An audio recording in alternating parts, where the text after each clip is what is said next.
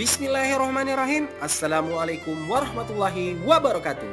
Bertemu lagi dengan saya Tri Suryadi D, SPDGR pada aksi nyata modul 2.3 Coaching dalam Supervisi Akademik. Saya selaku calon guru penggerak Angkatan 9 dari Kabupaten Kepulauan Selayar.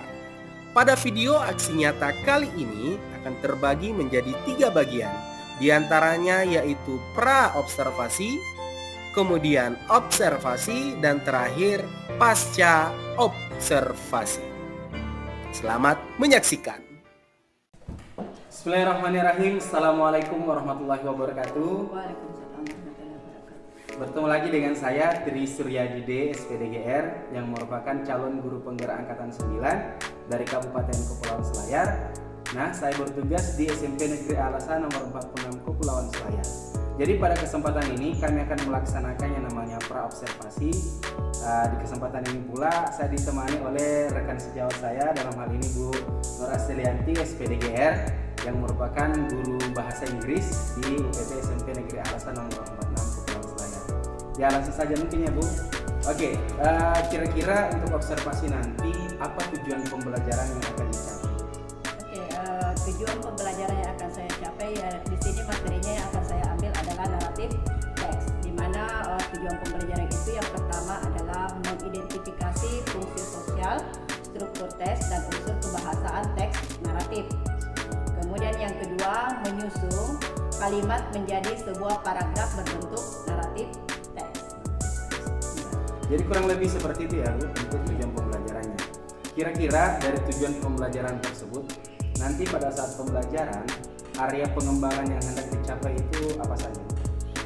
Yang area yang perlu dikembangkan di situ adalah pertama saya ambil adalah dari segi pengetahuan dan keterampilan, di mana pengetahuan tersebut adalah mengidentifikasi fungsi sosialnya, struktur teksnya, dan unsur kebahasaan dari teks naratif tersebut. Kemudian dari segi keterampilan, di sini saya akan meminta siswa untuk menyusun sebuah kalimat menjadi sebuah paragraf berbentuk naratif teks. Jadi dua aspek yang akan diambil dalam pengembangan. Area pengembangannya itu pertama pengetahuan dan keterampilan. Ya, terkait itu Bu, strategi apa yang telah dipersiapkan untuk pembelajaran nanti?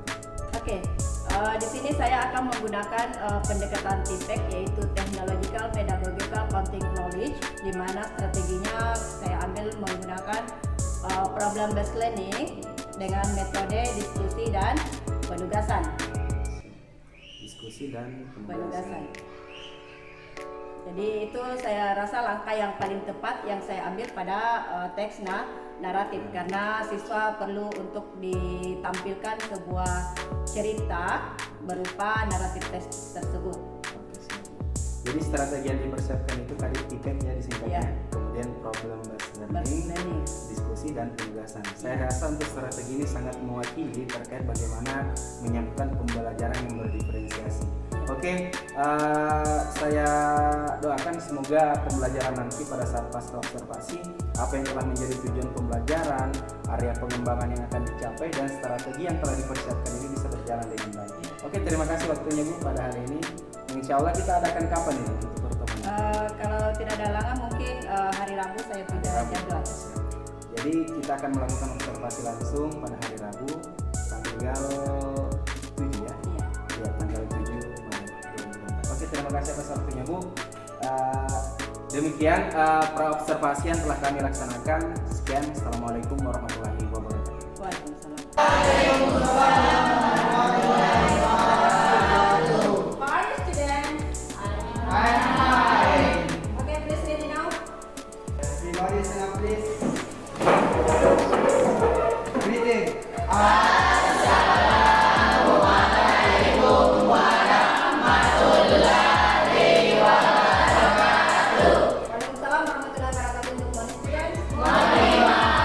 Sit down, please.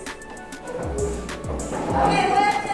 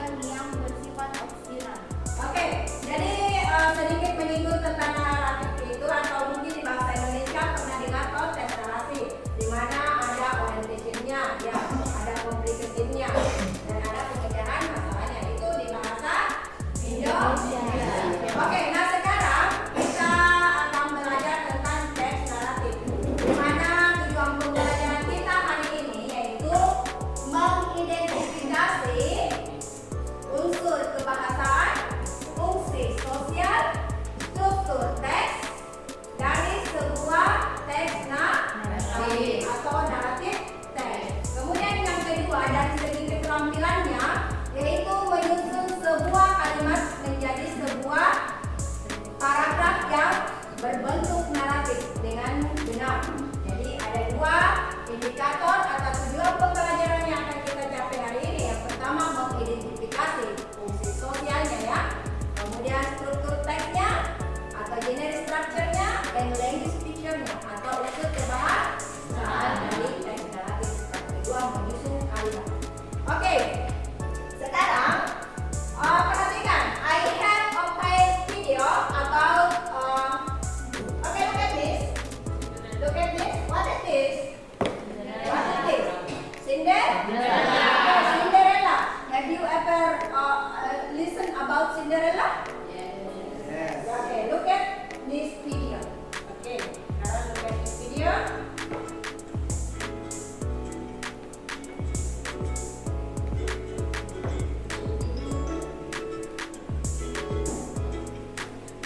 Who is it? Siapa mereka? Putri Salju. Salju. Okay.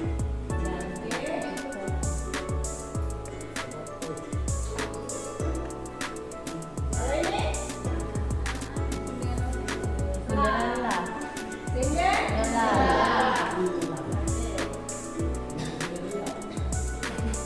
Jadi Cinderella ini cerita yang paling melegenda. Nah, ini perhatikan ini. Once upon a time there was a little girl.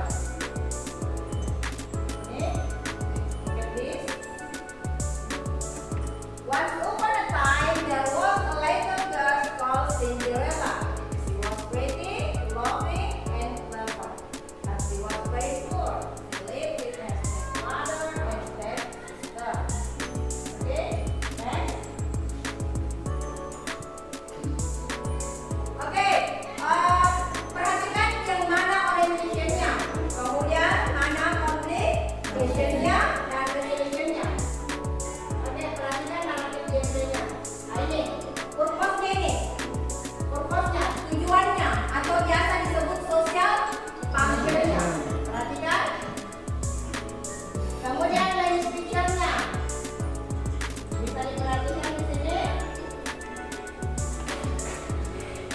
Menggunakan action verb, kata kerja tindakan. Menggunakan kalimat. Ya ini orientation ini. Menggunakan action verb-nya, perhatikan semua di situ. Past tense-nya. Kemudian simple past tense yang dipakai di sini. Simple past tense. Kata kerja bentuk ketiga. Kata kerja bentuk ketiga ya, benar.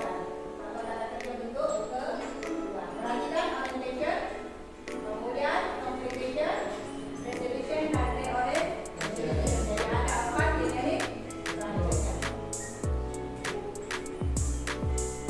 Once upon a time, complication-nya perhatikan. Bisa dilihat ya.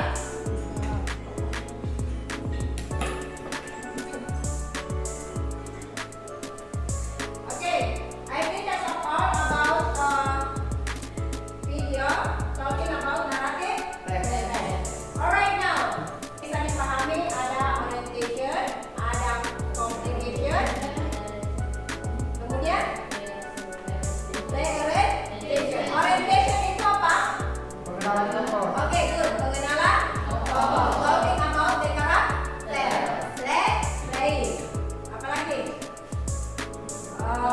Tempat, waktu. Jadi itu semua masuk di orientation. Kemudian talking about complication-nya. Permasalahan. Oke. Masalahnya, problemnya. Kemudian resolution. Pemecahan. Oke. Pemecahan masalahnya di situ. Kemudian ada yang terakhir biasa di sini apa yang diambil? Oke,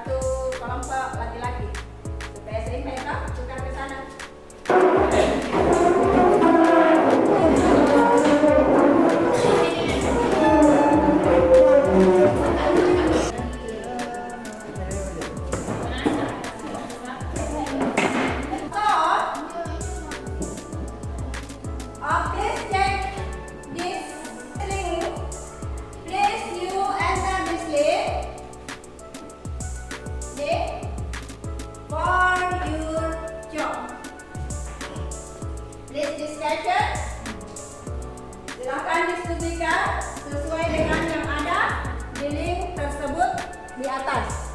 Oke, silakan enter the link. Please discuss about the text. Jadi there are two links. The part to identify about the social function, language feature, and general structure-nya. Jadi di sini kalian akan mengidentifikasi sesuai dengan tujuan pembelajaran kita, fungsi sosialnya, kemudian struktur teks dan language feature-nya. Jadi itu ada general structure di situ. Kemudian yang kedua, menyusun kalimat menjadi kalimat yang tepat. Oke, silakan diskusikan. Let's discuss.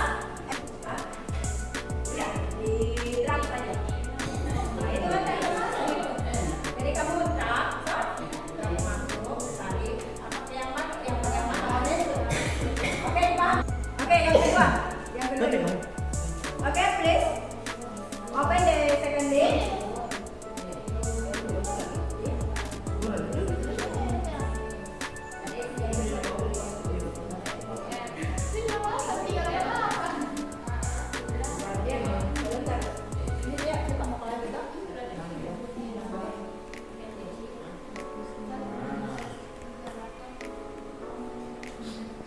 Sudah? Oke? Kedua juga. Silakan.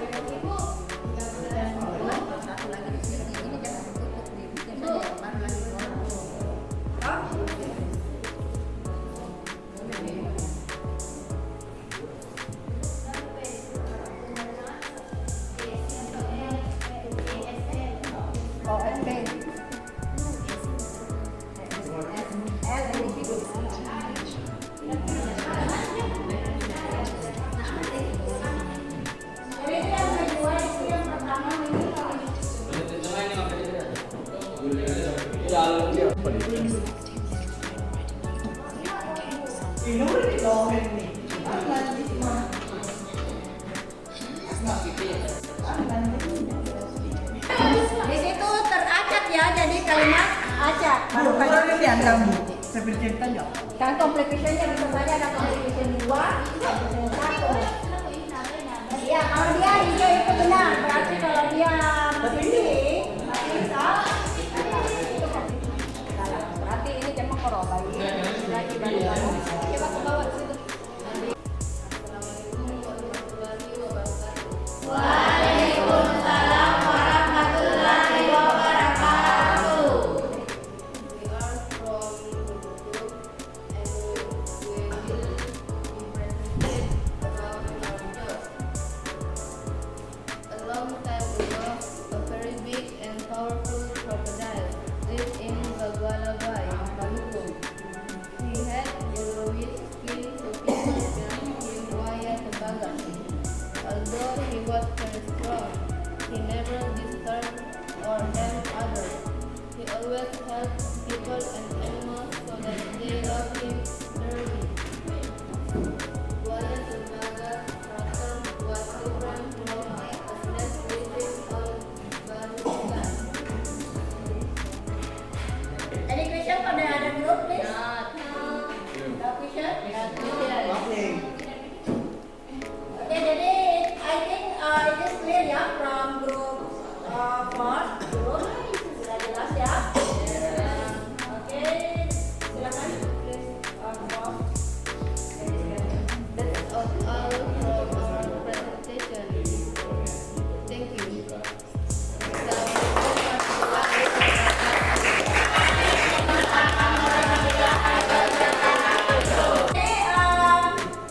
I think that's of your presentation. Jadi itu mengenai tentang diskusi kalian sudah tampil semua.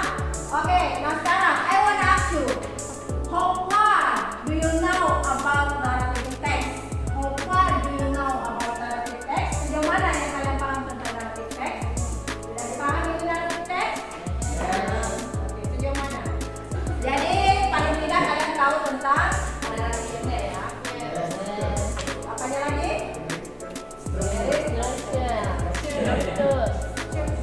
Oke, nah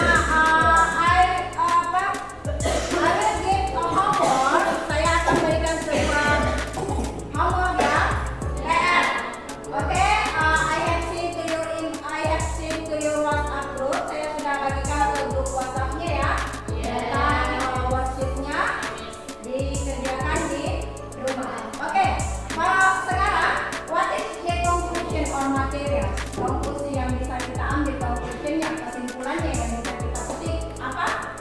Yang pertama, apanya? Strukturnya. Struktur teksnya berupa apa? Oleh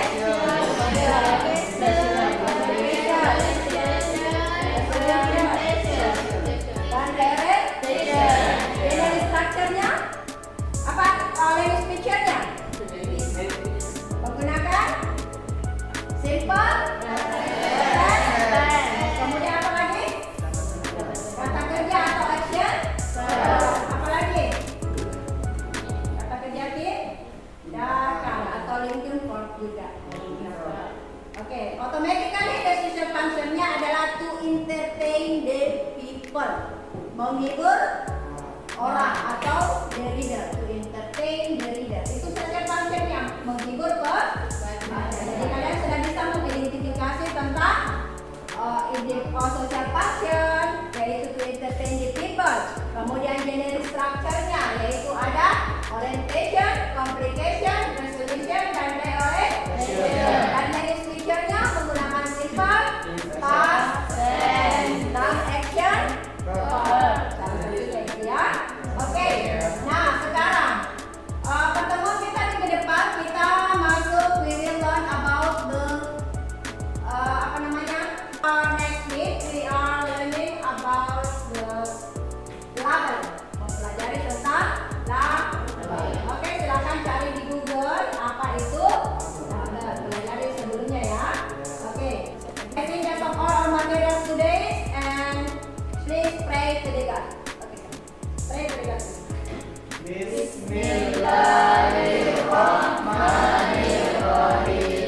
Allahumma barik li fima razaqtani waj'alni ilman nafi'an wa amalan sholihan bi rahmatika ya arhamar rahimin. Amin.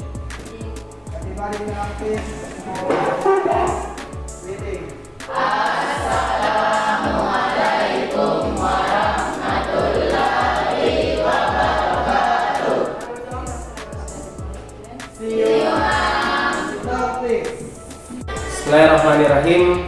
Assalamualaikum warahmatullahi wabarakatuh. Bertemu lagi dengan saya Tri Suryadi D SPDGR yang merupakan calon guru penggerak angkatan 9 Kabupaten Kepulauan Selayar.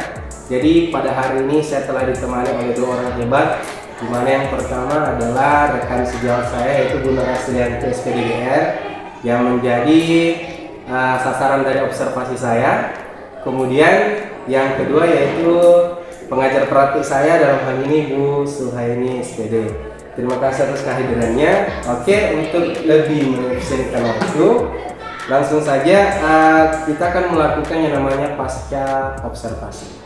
Di mana pasca observasi ini kami akan melakukan coaching terkait bagaimana hasil observasi sebelumnya. Oke, langsung saja mungkin Bu. Di awal pada pra observasi kita telah memaparkan apa saja yang menjadi tujuan pembelajaran, kemudian wilayah apa saja yang ingin dikembangkan, dan kemudian strategi apa yang telah disiapkan oleh Bu Nur Aslianti dalam pembelajaran bahasa Inggris di kelas.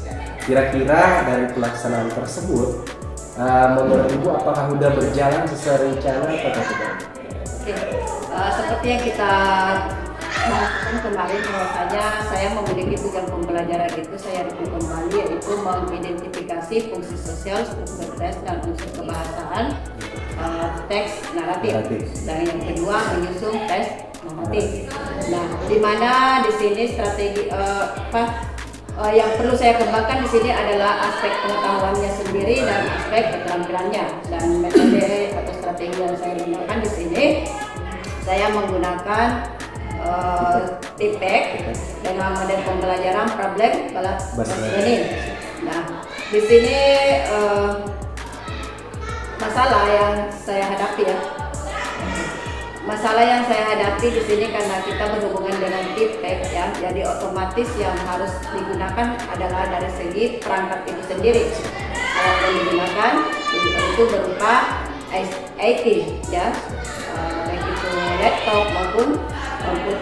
Nah, salah satu ada beberapa kendala yang saya hadapi. Yang pertama dari segi alat tersebut sendiri, di mana masih kurangnya alat yang kita pakai atau media yang kita gunakan, khususnya berupa Chromebook sendiri ataupun dengan menggunakan HP itu sendiri, di mana siswa belum sepenuhnya, masih ada beberapa siswa yang belum mempunyai HP dan Chromebook sendiri itu yang disiapkan oleh sekolah belum cukup. Nah, dari sini mungkin inilah yang menyebabkan juga adanya beberapa siswa yang tidak terlalu aktif dalam pembelajaran tersebut karena masih tidak memadainya yang seperti yang kita ketahui sarana dan prasarana tersebut itu yang menyebabkan siswa kita masih ada yang tidak aktif. Itu yang saya rasa kendalanya. Oke, siap Bu, terima kasih Mbak. Jadi untuk pelaksanaannya sudah terbilang sangat lancar Ya, ya? saya anggap sudah lancar dan sesuai dengan step-step mengenai perencanaan di awal. Oke, siap, Bu. Terus tadi sudah sempat disampaikan juga ada beberapa permasalahan, Iya. yaitu ketersediaan dari IT yang ada, di mana alat-alatnya masih kurang, peserta didik juga belum semuanya punya HP seperti itu. Masih ada beberapa siswa Oke. yang belum memiliki. Ya. Jadi kira-kira Bu, untuk kedepannya dalam hal menyelesaikan kendala tersebut, alat yang masih kurang dan siswa yang kurang aktif karena tidak adanya sarana prasarana ini, apa tindakan yang perlu diambil oleh Bu Nur Asrianti untuk mengatasi masalah tersebut, ataukah menggantikan mengcover hal tersebut?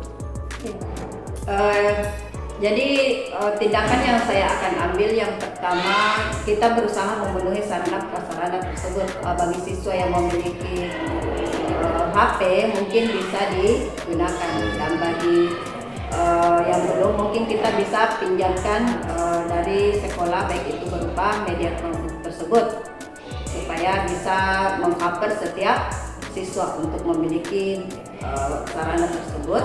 Nah, kemudian bagi siswa yang kurang aktif, di sini saya akan melakukan mungkin berupa umpan balik ya, umpan balik terhadap siswa tersebut apa kendalanya sehingga dia tidak aktif, dan otomatis kita akan memberikan penguatan positif. Dalam hal ini kita terus memberikan motivasi kepada siswa tersebut. Jadi ada dua hal solusi yang Ibu telah sampaikan. Pertama yaitu memenuhi sarananya dengan mempersilahkan ataukah memberikan keleluasaan kepada peserta didik yang lain untuk bisa yang punya bawa HP itu bisa membawa ke sekolah untuk digunakan sebagai pengganti dari Chromebook. Otomatis keaktifan pun insya Allah akan bertambah. Terkait untuk menanggulangi lagi kurang aktif peserta didik, akan melakukan umpan balik dengan menanyakan apa alasannya kurang aktif dan kemudian menindaklanjuti ke depannya, kurang lebih seperti itu ya Bu. Oke. Kira-kira kapan kita Ibu mulai bisa melaksanakan rencana ini, dua hal ini? Ya, saya bisa memulainya ya ketika pada saat masuk ke dalam kelas saya upayakan. Ya otomatis, tapi sebelumnya kita juga akan melakukan kerjasama juga dengan beberapa guru-guru yang lain. Nah, otomatis dalam penggunaan HP, otomatis kita akan koordinasi dengan pemimpin dari sekolah kita tersebut tentang penggunaan HP itu sendiri. Oke, siap. Jadi ada kolaborasi dulu dengan rekan-rekan guru, melakukan komunikasi dan koordinasi dengan pimpinan ya. Karena berhubung di sekolah kami ini terbilang dilarang penggunaan HP kecuali untuk kepentingan belajar, dan itu pun harus dengan koordinasi dengan para guru dan terlebih kepada pimpinan di sekolah ini. Jadi kurang lebih seperti itu. Yang pertama yaitu menyiapkan HP bagi yang memiliki dan memberikan umpan balik kepada peserta didik yang kurang aktif. Yang langkah yang dimulai itu dengan melakukan komunikasi, koordinasi dan kolaborasi dengan para guru di sekolah. Oke, terakhir mungkin ya Bu. Nah, kira-kira apa tolak ukur keberhasilan dari rencana yang telah kita buat ini? Tolak ukur dari keberhasilan ya. Ya, kita kembali kepada tujuan pembelajaran di sini. Apakah dia sudah menguasai tujuan pembelajaran itu, ataukah masih ada pemahaman yang belum dia pahami, baik dari segi pengetahuan itu sendiri ataupun dari segi keterampilannya. Oke, masalah. Jadi yang menjadi tolak ukur keberhasilan menurut Bu Nur Asrianti yaitu tercapainya tujuan pembelajaran yang telah dikuasai, entah itu dalam aspek pengetahuan bahkan sampai ke keterampilannya, terkhusus pada tujuan pembelajaran apa tadi yang teks naratif ya Bu? Ya, tes naratif. Oke, terima kasih banyak Bu. Semoga apa yang kita bicarakan pada hari ini di teknik coaching ini bisa terlaksana dengan baik dan hasil yang kita harapkan betul-betul berhasil sesuai dengan apa yang kita harapkan. Terima kasih, saya ucapkan sekali lagi kepada Mas Yanti untuk siap menjadi objek dari observasi saya. Selanjutnya saya serahkan kepada pengajar pelatih saya untuk menyampaikan sepatah kata terkait kegiatan kami. Silakan. Baik, Assalamualaikum warahmatullahi wabarakatuh. Waalaikumsalam. Selamat pagi Bapak Ibu Guru dan Guru. Jadi saya di sini sebagai pengajar praktik yang mendampingi Patrik sebagai calon guru penggerak di sekolah kita ini. Sebelumnya saya ucapkan terima kasih kepada Ibu Aslianti SPD karena mau bergabung dengan kami untuk melakukan kegiatan-kegiatan Patrik di sekolah ini.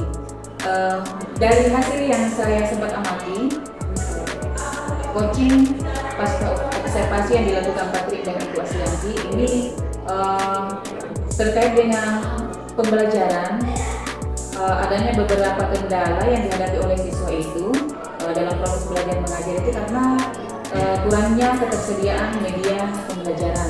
Jadi kedepannya mudah-mudahan apa yang disampaikan oleh Ibu Anti tentang penggunaan media pembelajaran, di mana nanti kita akan melakukan kerjasama dengan beberapa pihak guru. Kemudian karena adanya juga larangan di sekolah kita bahwasanya tidak bisa menggunakan HP kecuali nanti digunakan pada saat proses belajar mengajar. Mudah-mudahan kedepannya itu bisa terlaksana karena kalau kita lihat tidak semua siswa itu sudah memiliki HP. Jadi kita bisa menggunakan Chromebook yang ada di sekolah, kita sandingkan dengan HP yang dimiliki oleh siswa sehingga kedepannya proses belajar mengajar kita bisa terlaksana dengan baik. Saya kira seperti itu. Terima kasih. Saya kembalikan kepada Pak Boy. Ya, terima kasih atas masukannya Bu. Saya kira kurang lebih seperti itu pasca observasi yang telah kami laksanakan. Lebih dan kurangnya mohon dimaafkan. Assalamualaikum warahmatullahi wabarakatuh.